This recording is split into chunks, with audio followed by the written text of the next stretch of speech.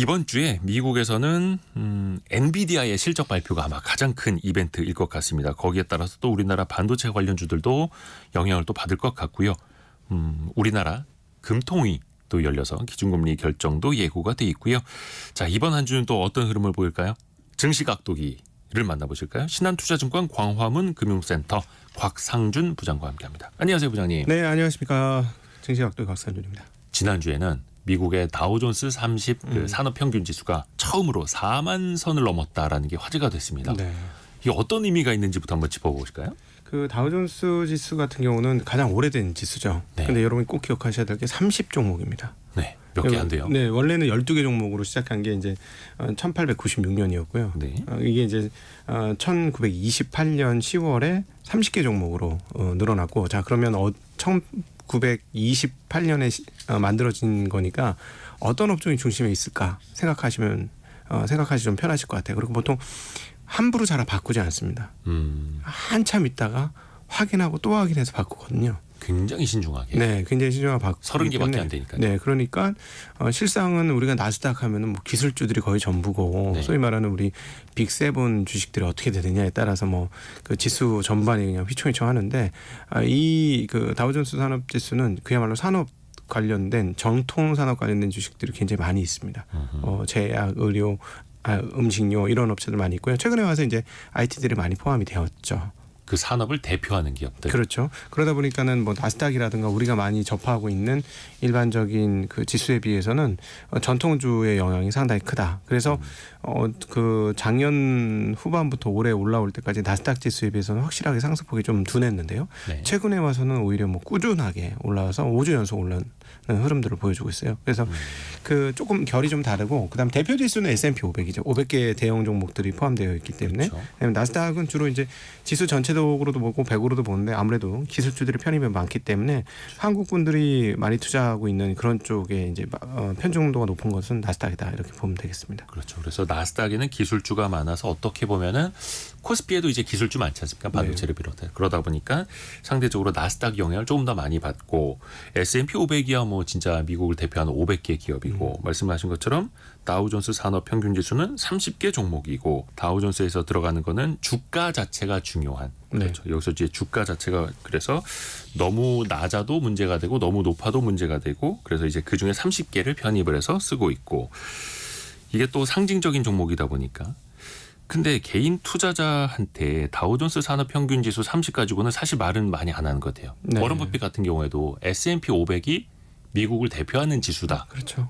S&P 네. 500 그 인덱스에 투자라는 말 많이 하잖아요. 네, 그렇죠. S&P 500이 대표 주식들입니다. 대표 500 종목이기 때문에 그건 3,000 종목도 넘게 있어요. 네. 그래서 30 종목이 시장을 완벽하게 대응한다, 대변한다, 그 어렵고요. 이미 작년 올해 2년간의 흐름을 보면 다우의 상승폭이 최근에 많이 올라서 그렇지, 네. 누적적으로 최근 2년간의 상승폭은 S&P나 그 나스닥에 비해서 현저하게 떨어집니다. 그래서 그 편입 종목의 한계 때문에 30 종목으로 3,000 종목 이상을 어떻게 다 대변하냐, 이런 측면에서 보면 그 어떤 대표 오래되었기 때문에 대표 지수이긴 하지만 그 모든 것들을 제대로 반영하는 지수로서는 조금 한계가 있는 건 분명히 맞습니다. 그래서 오히려 신경을 좀 덜 쓰죠, 다우존스. 그냥 근데 항상 하던 것이기 때문에 그렇죠. 다우존스가 얼마 올랐다 하지만 여러분들도 기억하셔야 될 게, 대표 지수는 S&P 500 지수이기 때문에 지수가 올랐는지 떨어졌는지 S&P 500 지수를 통해서 확인하는 게 오히려 미국 주식에 대한 판단은 훨씬 더 정확합니다. 그렇죠. 그래서 대표성은 아무래도 500개 종목을 네. 담고 있는 S&P 500인 거고, 다우존스는 이제 30개 종목으로 좀 축약이 더 되는 거고요. 근데 그 다우 지수가 뭐 3만에서 4만 오르는 동안 이게 한 3년 반밖에 안 걸렸습니다. 네. 골드만삭스가 그래도 많은 영향을 좀 줬고, 3M 같은 경우는 가장 부정적인 영향을 미쳤다라고 하더라고요. 네, 3M 같은 경우는 좋지 않습니다. 이거는 한국하고도 마찬가지인데, 이게 화학업체잖아요. 화학업체가 좋을 수가 없어요. 이거는 중국 업체들이 대대적으로 증설을 해놓은 상황이기 때문에, 뭐 최근에 관계. 뭐 재무장관도 가서 이야기하고 유럽에서도 가서 얘기를 한 게 중국의 과잉 생산 문제잖아요. 중국은 전통 사업부터 하나하나 차곡차곡 과잉 생산을 했고, 이제 뭐 철강 같은 경우는 과잉 생산을 거둬들이고 있는 상황입니다. 그러니까 도대체 얘네들이 왜 이렇게 과잉 생산을 많이 할까라고 개인적으로 고민을 해봤거든요. 네. 그러니까 15억 인구가 너무 많은 거예요. 얼마까지 만들어야 정확하게 그 딱 수요에 맞추는지 방법이 없어요. 그러니까 일단 많이 만듭니다. 지난 20년간의 산업 패턴을 보면 항상 이 똑같은 방식인데요. 일단 과잉을 터트려 놓고 과잉이다, 남아 돈다 이렇게 되면 어떻게 되냐면 그때부터 수습하기 시작하는 거예요. 대표적인 게 철강이었고 철강이 정말 어마무시한 과잉이었거든요. 그러니까 모든 각 국가의 철강 회사들이 그걸 만들어도 되지도 않는, 그래서 유통업체들은 그냥 국내께 있더라도 다 중국산을 유통하는 그런 경향들이 굉장히 높았습니다. 왜냐하면 그게 그 품질 차이가 그렇게 크지 않은 제품이잖아요. 네. 철강이라는 게. 그러다 보니까 그 모든 철강사들이 매우 어려워했었는데 이제는 중국 업체들도 굉장히 어려워진 거죠. 그러니까 비용을 많이 쓰는, 그러니까 에너지 효율이 떨어지는 그런 철강사부터 하나하나 이렇게 소위 저희가 표현할 때 스크랩이라고 표현을 하는데 그 철폐하기, 그러니까 없애기 시작했고 그러면서 이제 구조조정을 이제 끝냅니다. 그래서 최근에 오히려 철강 업체는 전 세계적으로 그냥 그나마 과거에 비해서는 군용 가격이 좀 만들어졌고요. 근데 지금 화학은 정말 절정의 상황이다라고 보시면 되겠어요. 오죽했으면 한국에 있는 업체들 중에서 가장 큰 그 나프타 분해하는 업체 2개가 있습니다. 네. 그 H로 시작하는 회사하고 L로 시작하는 회사가 2개가 있는데요. 합병해야 되지 않겠느냐라고 했고, 그래서 그렇게 하지는 못했고요. 근데 해당 업체는 좀 상황이 매우 안 좋습니다. 거의 굉장히 큰 뭐 공동 경영까지는 아니지만 공동 운영을 해야 하는 거 아니냐라는 네. 이야기가 오갈 정도로요. 네, 그러니까 이제 이거 어떻게 방법이 없으니까 비용을 줄이기 위해서 통폐합하자는 얘기였는데 뭐 그렇게는 안 됐습니다만 어쨌든 현재 운영이 굉장히 어려운 상황이다. 예, 그러니까 당연히 그쪽에 이제 회사인 3M도 당연히 어려울 수밖에 없는 그런 상황이라고 볼 수 있겠고, 그다음에 이제 뭐 당연히 그 금융 주식들이 꾸준히 올랐습니다. 금융 주식들 꾸준히 올랐고, 그리고 테크 업체들도 계속 꾸준히 올랐기 때문에 그 부분들은 다우존스 지수에 상승에 영향을 미쳤다라고 볼 수 있겠습니다. 엔비디아 이야기 좀 해볼까요? 네. 이번 주에 가장 큰 이벤트라고 하면은 22일 엔비디아의 실적 발표가 있습니다. 역시나 그 AI 관련주 이제 대장주다 네. 보니까 시가총액도 이제 세계 3위까지 올라왔는데 최근에 또 주가도 올랐더라고요. 어떨까요 이번에는? 좋을 겁니다. 그걸 우리가 어떻게 볼 수 있냐면 그걸 제작해주는 회사가 어떻게 되느냐에 따라서 달라지는데, 제조하는 회사 TSMC. 예, TSMC예요. 그러니까 여기서 이제 제조 공법에 대해서 한번 잠깐 설명을 드리고 하는 게 전체적인 이해도를 높일 수 있을 것 같은데요. 네.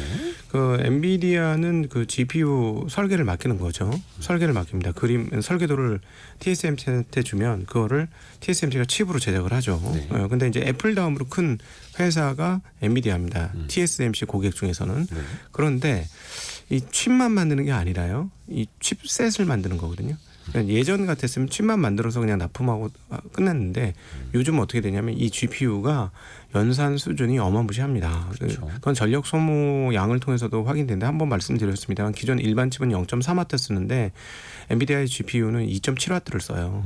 전력을 10배나 써요. 그러니까 엄청난 프로세싱을 한다는 얘기죠. 근데 이제 그러다 보니까 이거 하나만 제작을 하는 게 아니라 다른 거하고 복합적으로 만듭니다. 그 대표가 HBM이에요. 네. D램을 적층해서 만든 HBM을 한 실리콘 판때기 위에다가 만듭니다. 이 여기서 말하는 실리콘 판때기라고 말씀드렸는데 서브스트레이트라고 표현되는 건데요. 기판. 예, 이거는 기본적으로 원래 과거에는 약간 레진 플라스틱 쪽으로 만들어서 납땜하는 개념이에요.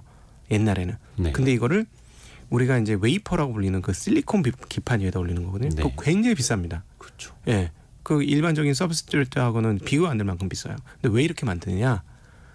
통신을 원활하게 하기 위해서입니다. 칩들 사이의 통신. 네, 칩들 사이의 통신. 그래서 그 HBM 같은 경우도 우리가 신호를 주고받을 수 있는 구멍 개수가 1024개라고 해요. 과거에 상상할 수 없을 정도로 많은 신호 그 접점을 만든 거죠. 그래서 그렇게 만들어서 실리콘 기반 위에다가 이렇게 만드는 겁니다. 그러다 보니까 지금 엔비디아와 TSMC와 하이닉스 3자 간의 연계는 굉장히 두터울 수밖에 없다. 왜냐하면 HBM을 다 만들어서 우리가 이제 보통 컴퓨터에 꼽는 D램이라고 생각을 하면 네. 약간 까뭇까뭇한 거에 이렇게 그 녹색으로 해서 네, 어디다 꼽을 수 녹색판. 있게 만드는 거 그거잖아요. 거의 뭐 한 손가락 하나 길이 정도? 예, 네. 그죠. 예. 그게 아니고 쉽게 얘기하면 칩을 반제품으로 만듭니다. 칩을 HBM 칩셋을 만들어서 그거를 완벽하게 포장하지 않고, 그러니까 껍데기를 씌우지 않고 마무리를 하지 않고 TSMC에 보내는 거예요. 그럼 TSMC에서 그거를 그 GPU와 HBM을 실리콘 기판 위에다 올려가지고 하나로 완성하는 겁니다.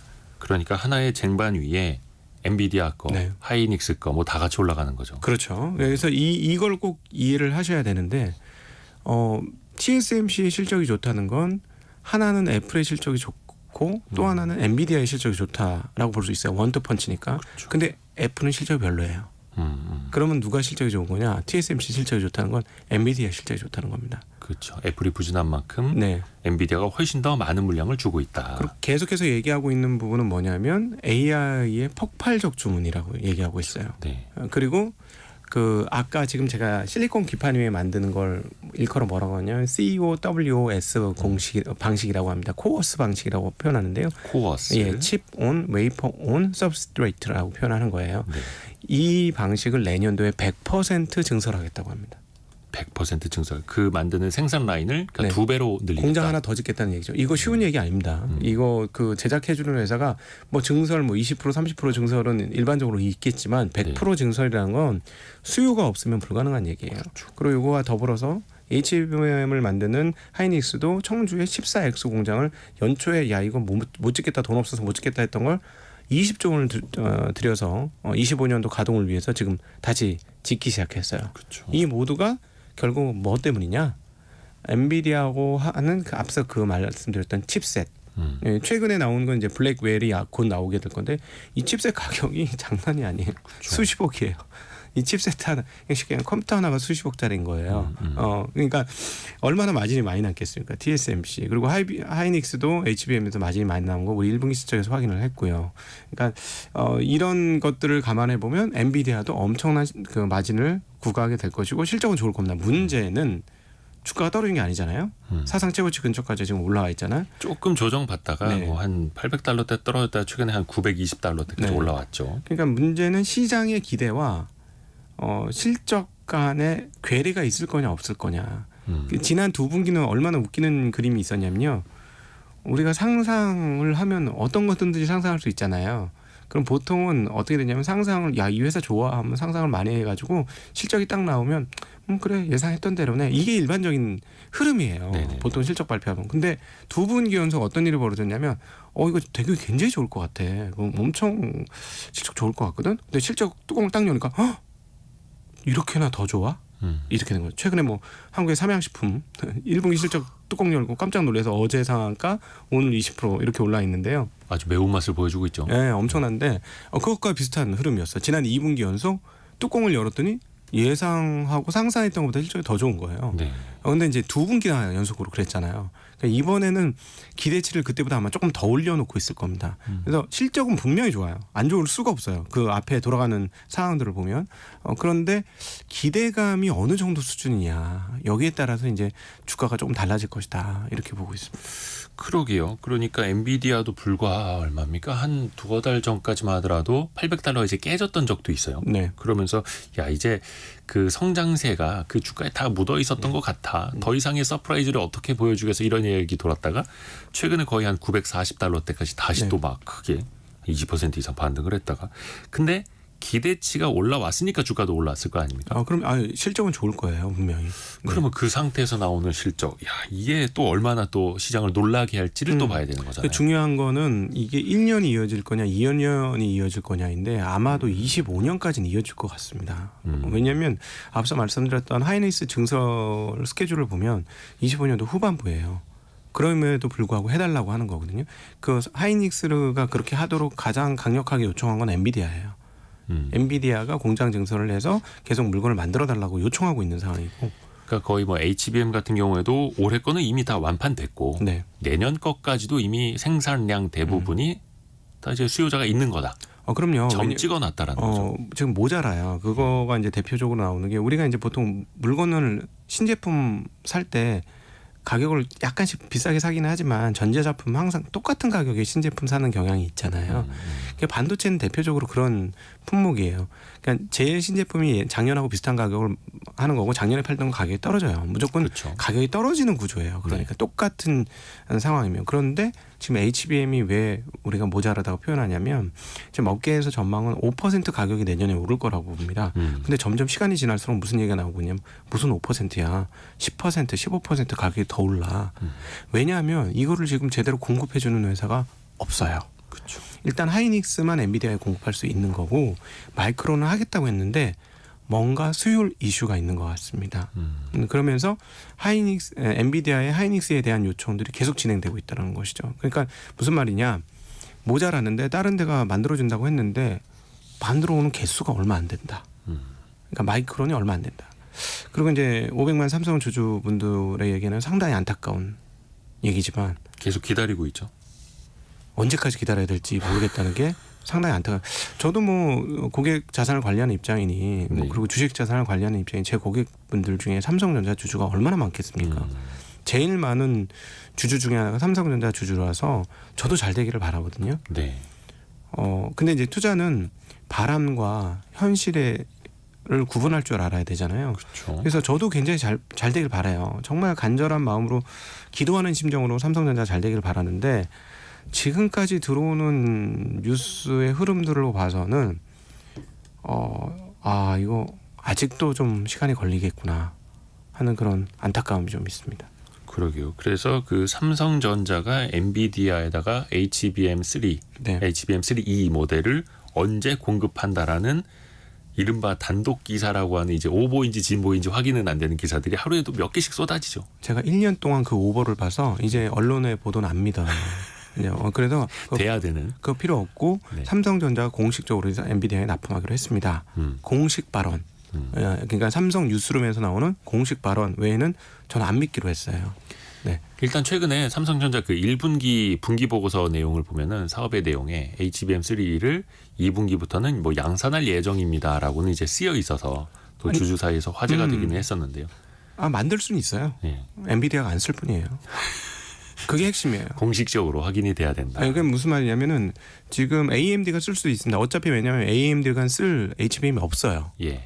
AMD가 쓸 수는 있어요. 쓸 수는 있으나 그 규모가 엔비디아하고 보면 현격한 차이가 있다. 그게 문제다라고 볼 수가 있겠죠. 그러니까 그렇죠. 매출은 규모가. 나오는데 마진은 안 나올 가능성도 상당히 높다. 이 추세면. 그러니까 마진이라는 건 신제품 만들어야, 반도체 칩에서는 항상 그런데 신제품을 잘 만들어야 마진 팡팡 터지는 거거든요. 네. 하이닉스가 HBM 만들어서 지금 이번 실적 분석을 해보면 대략 한 50% 정도 마진 남긴 것 같아요.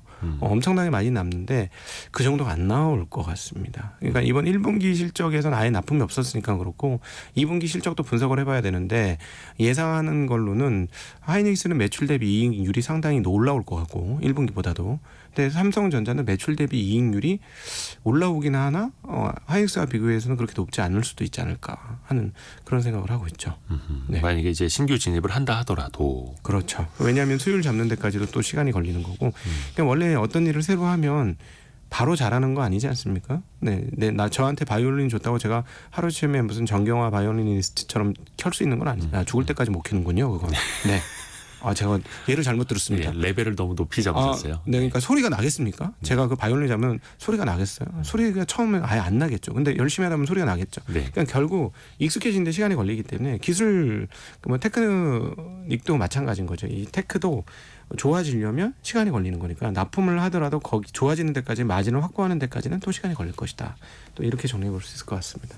그러게요. 특히 이제 반도체 산업 우리나라에서도 가장 중요한 산업이기 때문에 네. 또 여기에 또 기다리는 주주분들도 상당히 많은 상황이고, 근데 이제 또 많은 분들이 HBM 쪽으로는 그 관심들을 많이 갖고 있는데 네. AI 반도체에 붙어가는 HBM 이것 때문에 이제 기존의 다른 D램이라든지 네. 낸드 플래시 메모리 시장도 같이 좀 회복이 될 것이냐. 같이 나아질 것이냐, 그러면 이번 사이클은 언제까지 갈 것이냐도 또 하나 고민거리잖아요. 보통 이제 그 반도체의 흐름은 수요가 중요한 게 아니고 사실상 공급이 중요합니다. 근데 작년도 감산이라는 이야기 많이 들어보셨겠습니다만은 네. 최근에 이제 감산을 풀기 시작했습니다. 그래서 감산을 풀기 시작했다는 건 가격이 좀 올라갔다는 것이고요. 가격이 올라갔다는 거는 디램 업체들의 마진을 통해서도 확인되는 대목이고, 또 하나 중요한 포인트가 수출입. 을 통해서도 확인이 됩니다. 네. 5월 10일도 전년 대비 약 50% 증가. 지금 계속해서 전년 대비 매월 반도체 그 판매가 수출이 50% 이상 4에서 50%씩 증가하고 있어요. 전년 동기 대비. 예, 전년 동기 대비 계속해서 그렇고 있기 때문에 네. 늘어나는 건 분명히 맞다. 그런데 지금 이 사이클이 1년이 안 됐다. 그래서 저희들은 과거 경험을 보니까 반도체가 총 4년의 사이클이 있는데 떨어질 때는 2년, 올라갈 때는 1년 반이에요. 그러니까 이제 막 올라오기 시작했기 때문에 내년 상반기까지는 반도체가 가격이 계속 올라올 것이다. 이렇게 봐서 삼성전자도 기본적인 실적은 점점 개선될 것이다. 그건 분명히 맞고 또 하나는 이번 5월 10일까지의 수출입을 체크를 해보면 그동안에 그 미국 수출이 계속 늘면서 미국이 중국을 추월하는 그런 흐름들을 보여주었습니다. 과거에는 압도적으로 중국이 수출 비중이 높았고요. 작년부터 이게 변화해지기 시작하더니 지난번에는 미국 수출이 중국 수출을 초과하기도 했습니다. 근데 5월 10일까지의 흐름은 다시 중국 수출이 완전히 늘어요. 근데 중국이 앞서도 말씀드렸습니다만 웬만한 거는 다 만들고 웬만한 건 모자란 게 없어요. 차고 넘칩니다. 네. 근데 뭐가 모자르냐? 반도체 자급률이 없어요. 뚝 떨어져요. 자급률. 네, 반도체는 없어요. 근데 얘네들이 대략 한 20% 내외 정도의 자급률밖에 안 됩니다. 그래서 어쩔 수 없이 수입을 해야 되는 입장이고, 그러니까 중국으로의 수출이 는다라는 건 한국의 반도체가 는다는 것과 거의 정의 상관관계를 가지고 있습니다. 예, 왜냐하면 비중이 중국에서 한국 거 수입하는 것 중에 가장 높은 비중이 반도체이기 때문에 당연히 그렇게밖에 그렇죠. 데이터가 나올 수밖에 없고요. 그렇기 때문에 5월 10일까지의 데이터만 봐도 올해 상반기 쪽 한국의 반도체 쪽은 뭐 좋을 것이다. 이거는 뭐 거의 정해진 미래 아니냐, 한 1년간은 그렇게 보고 있습니다. 그렇죠. 근데 이제 또 주가 측면에서는 또 그걸 또 상당수 선반영하다 보니까 네. 이게 또 주가랑은 실제 실적과 어느 정도 괴리를 보이고 어느 선에서 또 먼저 피크아웃을 할 것인가, 네. 이것도 또 봐야 돼서 더 어렵죠. 예. 중국에서도 반도체 자급률 높이려고 노력은 합니다만 네. 최근에 나온 기사들 보니까 그 SMIC라고 중국의 파운드리 있지 않습니까? 그렇죠. 거기에서 화웨이를 위해서 너무 제살 깎아서 화웨이를 지원해 주는 거 아니냐, 이런 이야기들도 나오더라고요. 그만큼 반도체가 어렵습니다. 네. 또 하나, 구리 가격을 빼놓고 얘기할 수가 없습니다. 오늘도 그렇고 구리 뭐 선물을 바탕으로 한 뭐 ETF들도 그렇고 구리 관련주들도 엄청나게 이제 급등을 하고 있는데요. 이게 사실 인공지능, 네. 그러면서 인공지능을 담는 데이터 센터를 위한 전력, 그 전력 송배전을 위한 각종 기기들, 또 거기에 구리도 쓰이게 된다. 네. 이 메커니즘으로 이제 시작이 된 투자 아이디어였지 않습니까? 네네. 실질적으로 어떻습니까? 구리에 대한 수요라든지 시장의 네. 반응은요? 최근에 이제 구리선을 가장 많이 사용하는 게 전력선 기관 기업들이에요. 근데 이제 미국 같은 경우 이 AI가 벌써 이미 리투아니아 국가 단위 이상의 전력을 소모하고 있습니다. 그리고 향후에 되면 일본 국가 단위의 전력보다 AI 서버 센터들이 전력을 더 많이 쓸 거다라고. 전 세계에서 차지하는 비중이. 네. 그래서 이거는 뭐 AI의 혁명이기도 하지만 전력에선 재앙이다. 라고도 표현이 돼요. 그렇죠. 그래서 이 그 송배전 관련 시스템 구축이 굉장히 지금 급한 상황이고요. 미국 같은 경우는 자국에서 AI를 계속해서 유지를 하려면 송배전 관련 시스템을 잘 만들어야 되는데 미국에서 오래 사신 분들은 알겠습니다만 미국의 SOC들이 좀 구닥다리들이 많아요.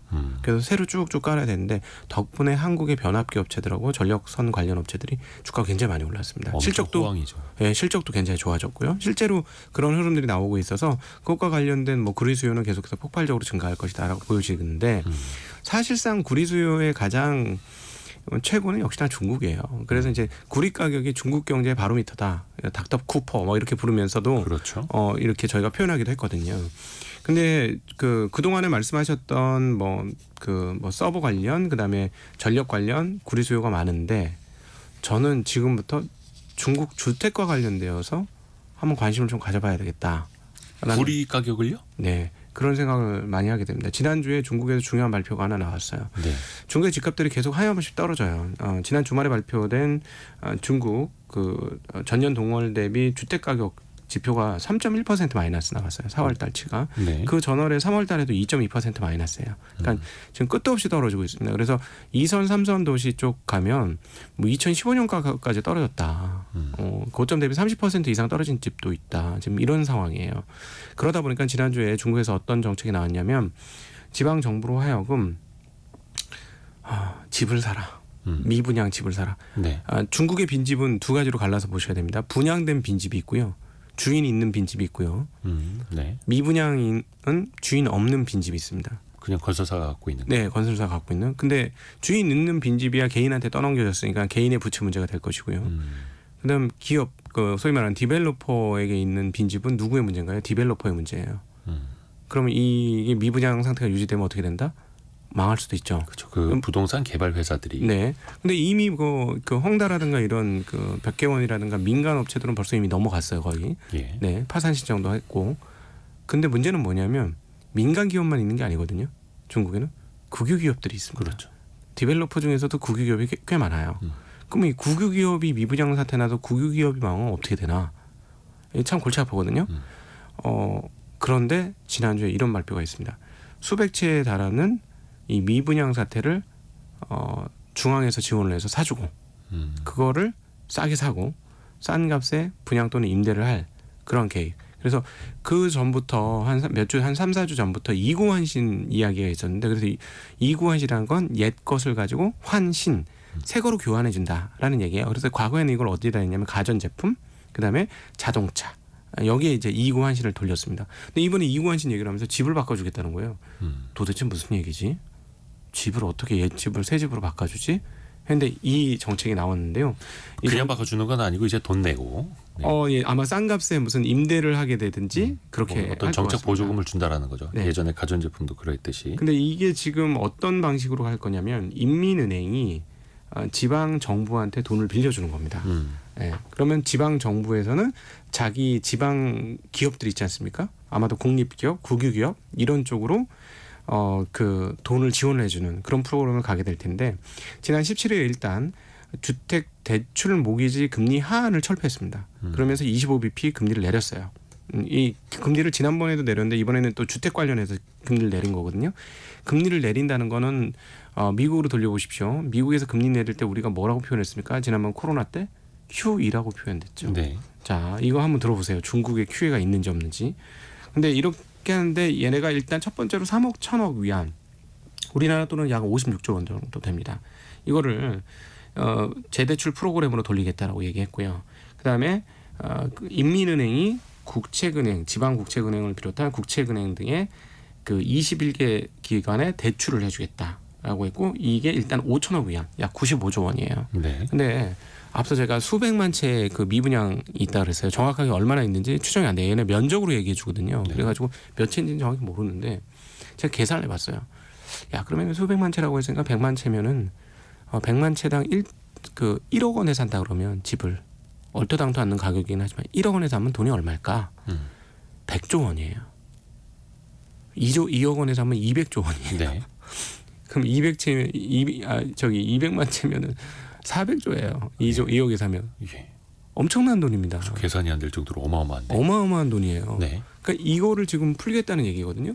근데 이 뉴스가 나오고 나서 지난 주말에 비철금속, 그 구리를 비롯한 비철금속, 금, 은, 니켈 모든 그 비철금속 가격이 상당히 큰 폭으로 뛰었습니다. 그게 그 주택의 그 비철금속이 일부 쓰이는 것도 있습니다만 그걸로 돌고 돌아서 산업이 조금 네. 더 개선될 것이다 이런 기대감이 반영된 거예요. 그 부분도 있고 네. 제가 느끼기에는 이거 통화 가치 하락이 이제 전면적으로 이루어지는구나. 이런 것도 지울 수가 없어요. 그러니까 그 동안에도 이제 통화 가치 하락이 반영되면서 모든 가격, 재화 가격들이 조금씩 올라간 부분들이 있는데 네. 만약에 중국이 이게 실제로 지금 이렇게 되면 규모를 가늠할 수 없는 수준이거든요. 네. 그러면 위안화 통화가 어떻게 될까 생각을 해보면 금 좋아하는 나라들이 있습니다. 세계에서 두 나라가 특별히 유독 좋아하는데 인도하고 중국 사람들이 그렇게 금을 좋아해요. 그리고 최근에 금값 올리는 데는 중국 은행에서 매입을 많이 했다라는 설도 있습니다. 그런데 중국 사람들은 어떻겠어요? 만약에 이 정책을 해서 중국판 QE가 본격화되면 중국 위안화가 어떻게 될까요? 그러면 생각을 해보면 차라리 금을 들고 있는 게 좋겠다. 라는 생각을 하는 사람들이 생길 수도 있죠. 통화 가치가 떨어지니 뭔가 실물에 투자하자. 네. 게다가 비트코인도 6만 6천, 6만 7천까지 지금 다시 최근에 또 올랐습니다. 올라왔죠. 예, 그러니까 지금 이 가격이 전면적으로 모든 원자재 가격이 다 오르는 거예요 지난 주말에. 그래서 이거 뭐지? 미국의 데이터만 가지고 원자재 가격 상승은 해석이 안 되는 거예요 지난 네. 주말에. 네. 예. 왜냐하면 뭐 인플레이션에 갑자기 다시 올라간 것도 아니고 그냥 인플레이션 우리가 보던 그런 흐름 그대로인데 도대체 이게 뭐지 하고 봤더니 바로 이 뉴스가 지난주에 가장 큰 전 세계 금융시장에서는 가장 큰 뉴스가 아닐까. 그래서 이거를 어떤 사람들은 이거 역사적 사건이 될 수도 있다라고 표현을 하고 있습니다. 어허. 네, 그러니까 이거 중국을 계속해서 업데이트를 해보면 견디다 못해서 지금 이게 나오는 것 같거든요. 네. 현재 상황들이. 그러니까 아무리 완화 정책을 하고 부양책을 써도 경기가 회복이 안 되는 거예요. 앞서도 말씀드렸지만 그렇죠. 예. 집값이 4월달에서 3%대 빠졌지 않습니까? 그러면 한번 내 입장으로 돌려보세요. 내가 집을 2채 갖고 있는데 한 채 갖고 있는 게 계속 빠져. 살고 있는 집 말고도 계속 가격이 빠져. 그러면은 어디 가서 뭐 밥 사 먹고 물건 살 마음이 들까요? 그러니까 중국의 이 소매 경기나 이런 것들이 올라오질 않는 거예요. 그러니까 부의 역효과. 그러니까 갖고 있는 돈이 계속 줄어든다는 느낌이 드는 거죠. 지금 중국 사람들이. 그러니까 이 여기까지 나왔다라는 건 이제는 더 이상 어떤 완화책을 해도 완벽하게 돌릴 수 없으니 이런 방식의 흐름들이 나온 거 아니냐. 그래서 앞으로 요것과 관련된 뉴스들을 좀 잘 확인하실 필요가 있을 것 같습니다. 그렇죠. 그래서 최근에 중국 상하이 종합지수 비롯해서 중국 증시도 좀 바닥에서 올라오는 반등세에 이어지고 있죠. 전 세계에서 가장 많이 올라왔습니다. 최근에는 또 가장 강하고. 근데 말씀해 주신 것처럼 이른바 이제 중국 지수까지도 반등을 했고 원자재 가격이라든지 뭐 채권 가격이라든지 웬만한 자산들 다 상승하고 있는데 유독 안 오르고 있는 거 우리 증시. 네. 이 대목에서 또 할 말 많아지시는데. 얼마 많은데 제가 이제 비밀을 밝혀냈어요. 비밀이요? 네, 지난 주말에 분석을 좀 하면서 뭐 이렇게 되니 이 지수가 오를 수가 없겠구나라고 계산이 되더라고요. 제가 한번 계산을 해보니까 우리가 이제 지금 한 2,700포인트대잖아요. 그거를 현재 시가총액이 얼마냐면 2,240조 원 정도 됩니다. 여전히 그 정도죠. 네, 그래서 계산을 해보니까 1포인트당 0.8조대예요. 네. 예. 8천억 정도. 근데 우리나라 사상 최고 주가가 3,310포인트대 정도 돼요. 네. 3,300. 근데 지금 600포인트 떨어졌거든요. 예. 그러면 지금 제가 말씀드린 2,240조대라고 했잖아요. 네. 근데 1포인트당 0.8조라고 그랬잖아요. 그럼 최고점 600포인트가 위잖아요. 네네네. 그럼 500조 원은 더 있었어야 되겠네. 그렇죠. 이런 느낌이 들지 않습니까? 최고점 대비 한 500조 원은 어디론가 이제 사라졌단. 그러면 그때가 대략 계산해 보면 지금 2,250조 정도 되니까 2,750조 그렇죠. 정도 돼야 되겠네. 네, 1,800조 원 정도. 그렇게 돼야 되는 게 산술적으로 맞잖아요. 네. 계산해 봤거든요. 21년 8월에 시가총액이 얼마냐? 2,300조 원이었어요. 2,300조. 네. 그럼 500조가 어디 간 거야 지금? 500조가 어디서 왔지? 왜냐하면 500조가 날라갔어야 되는데 지금 한 1,800조 대 거래가 됐어야 되는 거거든요. 근데 지금 2,200조 대예요. 그럼 무슨 말이냐면 두 가지죠. 그렇죠. 코스닥에서 이사 온 친구들이 있고, 네. 그다음에 외부에서 이사 온 친구들이 있고, 신규 상장. 예, 신규 상장 IPO라고 표현되는. 그러니까 이게 참 주가가 올라서 지수가 올라왔다라기보다는 그러니까 그 시가총액이 올라왔다기보다는 신규 상장들 기업들이 이제 주식을 많이 팔아서 시가총액만 커져 보인다. 그러니까 이걸 위스키를 물을 많이 타가지고 맥주처럼 마시는 거예요.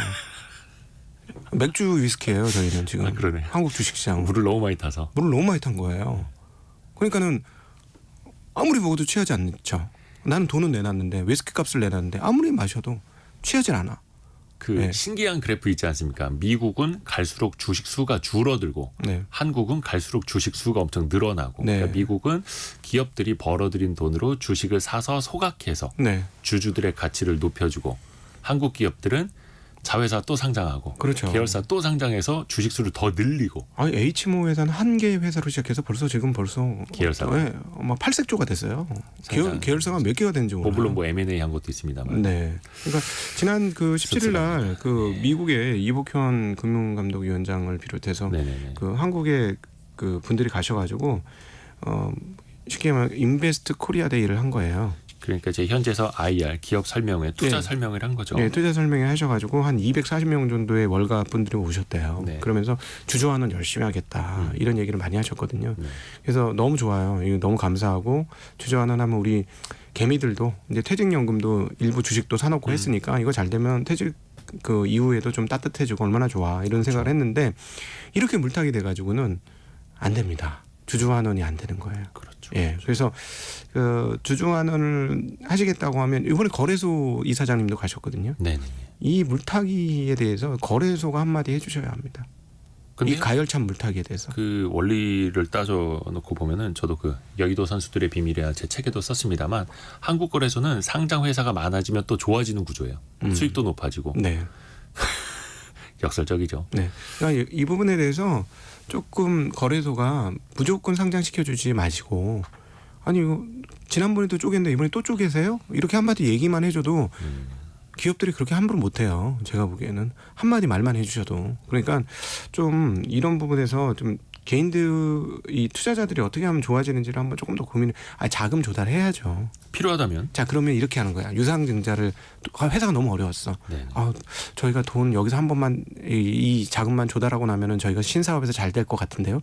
유상증자 해주세요. 그러면 유상증자 꼬리표를 달아주는 거야. 얼마에 언제 유상증자를 했는지. 네. 근데 그거를 갚아야 될 거 아니에요. 주주들한테 유상증자를 받았으니까. 그렇죠. 주주들이 투자를 해줬다면. 그럼 배당으로 갚든지 아니면은 자산 소각으로 갚든지 해야 되잖아요. 네. 이런 어떤 라벨 꼬리표를 달아주는 게 좋겠어요. 그러면 그 회사의 성향이 드러나요. 사람들한테 손만 벌리는 회사인지 손을 벌렸다가도 다시 되갚아주는 회사인지 이 성향이 딱 대본에 나오거든요. 그래서 그런 것들을 거래소에서 해줘야지 누가 해주겠습니까? 네. 그렇죠. 그래서 이제 사업 보고서 보면은 자본금 변동 사항이라든지 전환사채도 뭐 몇 회차, 7회차 아니면 뭐 15회차 이렇게 나오기는 하는데 그것도 유심히 뜯어봐야만 보이니까. 그럼요. 그러니까 밖에서 보이게끔 꼬리표를. 그렇죠. 꼬리표가 딱 이렇게 요즘에 뭐 좋지 않습니까? 커서 이렇게 올리면 밑에 탁 뜨면서 뭐가 나오지 않습니까? 그런 이렇게 자본 동향을 한번 보여주시면 사람들이 이 회사는 어떤 성향이 어떤 성격이구나 바로 드러나는 거예요. 네. 물론 이제 증시가 존재하는 이유가 기업의 자본 조달을 더 용이하게 해주기 위함도 있습니다만 자본 조달 창구로 아주 우수한 시장이기도 합니다만 이제 우리나라 기업들은 자본 조달만 하고 네. 잘 벌어도 주주들에겐 돌려주질 않으니 그게 네. 또 이제 문제인 거죠. 그나마 이제 조금 개선되고 있는 게 이제 최근에 이제 밸류업 얘기 많이 나오면서 금융회사들 그리고 전통적으로 오래된 회사들 그리고 현금 흐름이 좋은 회사들이 배당률이 좀 올라갔고요. 또 보시면 아시겠습니다만 올해 특징적인 게 배당률 3%에서 5% 이상 주는 회사들은 주가가 좋아요. 상대적으로 그렇죠. 좋습니다. 그러니까 배당을 많이 주는 회사는 주가가 떨어질수록 그 시가 배당률이라고 하는 한 주당 배당금이 차지하는 금액 비중은 높아지기 때문에 네. 주가가 떨어지더라도 이제 하방 경직이 생기는 거죠. 그럼요. 네. 그런 시대가 좀 돼야 되는데. 그러니까 뭐 주식 쪼개기 상장도 지적을 우리 곽상주 부장님이 해주셨습니다만 어떤 기업은 그런 우스갯소리지 않습니까? 그 계열사 구내식당마저 쪼개서 상장하는 거 아니냐. 네. 무슨 푸드.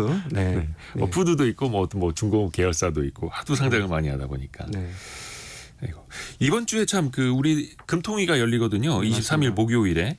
요거는 어떻게 좀 큰 변수는 안 되겠습니까? 네, 참 안타깝게도 우리는 이제 미국 그 중앙은행의 그 지역은행 총재 이름까지 달달달 다 배우는데 한국은행에서 어떤 분이 계신지는 잘 몰라요. 그만큼 관심이 좀 멀어져 있는데 뭐 일단 조금 어쩔 수 없는 부분이 있고 이정현 총재께서 지난번에 말을 한번 살짝 바꾸셨어요. 그러니까 예전에 했던 대원칙 같은 게 있습니다. 우리가 이제 정부에서는 독립할 수 있지만 미국 연준에서는 독립할 수 없다. 이게 아주 정말 되게 현실적인 네, 말씀이에요. 굉장히 귀에 빡 박히는 말씀을 해주셨는데 최근에 하셨던 말은 미국의 인플레이션이 우리가 예상했던 거하고 궤적이 좀 다르기 때문에 우리도 통화 정책에 있어서 신중하게 그 미국의 상황들을 좀 지켜봐야 되겠다라는 이야기를 하셨어요.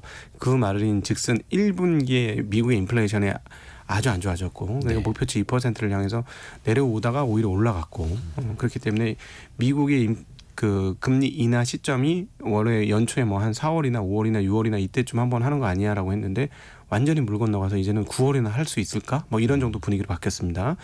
그런 측면에서 보면 한국도 금리를 내리긴 할 것 같은데 결국은 미국이 금리를 내리는 게 확정되는 금리를 내리거나 내릴 것이 확정되는 그 시점에 금리를 내릴 수 있을 것 같아요. 경기 상황만 봐서는 금리를 내려야 되는 상황인데 그 미국 상황들 때문에 여기서 함부로 금리를 못 내릴 것 같고 일단은 6월 달에 그 전 세계 중앙은행 중에서 유럽이 금리를 내릴 것 같습니다. 그리고 요 앞단에 스위스가 금리를 냈고 스웨덴도 금리를 내렸습니다. 그래서 아마 유럽이 먼저 금리를 6월 달에 내릴 것 같고 그 부분들이 좀 영향을 미치되 그럼에도 불구하고 한국은 미국의 연준에서 금리를 내리는 그 시점쯤이 되어야만 금리를 내릴 수 있을 것 같다. 그러면 올해 아마 3, 4분기 끝자락 내외쯤에 금리를 내릴 수 있을지 않겠느냐 보고 있습니다. 그리고 참고로 22일에는 미국 FOMC 그 미국 연준의 연방공개시장위원회 그 의사록 지난달 통화 의사록이 공개가 되고 그리고 그 다음 날 23일에 한국은행 금통위가 열리게 되고요. 오늘 증시각도기 곽상준 부장, 신한투자증권 광화문 금융센터의 곽상준 부장과 함께했습니다. 고맙습니다. 네, 감사합니다.